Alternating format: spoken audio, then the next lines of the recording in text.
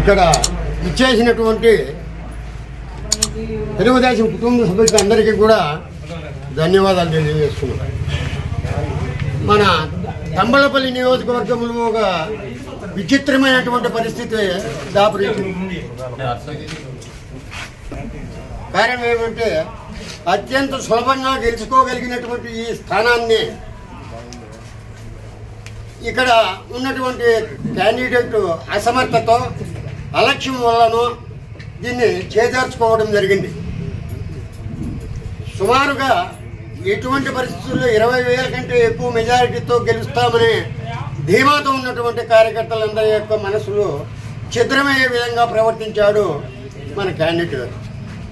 తుదకు అనేక ప్రాంతాలలో ఏజెంట్లను కూడా నియమించలేని దురవస్థలో ఉండి ఈ యొక్క తెలుగుదేశానికి కంచుకోటగా ఉన్నటువంటి తంబలపల్లి నియోజకవర్గాన్ని అప్పనంగా ఎదుటి పక్షానికి దారాదత్తం చేయడం జరిగింది.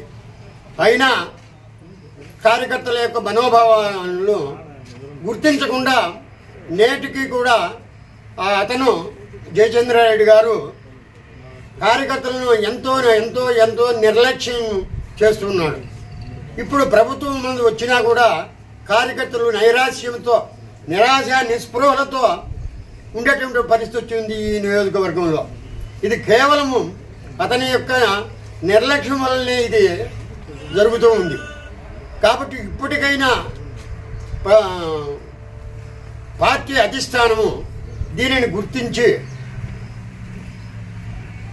తెలుగుదేశం కుటుంబ సభ్యుల్లో ఒక ధైర్యాన్ని కూడగట్టాలి. అంటే ఇలాంటి నాయకత్వము మాకు అవసరం లేదు.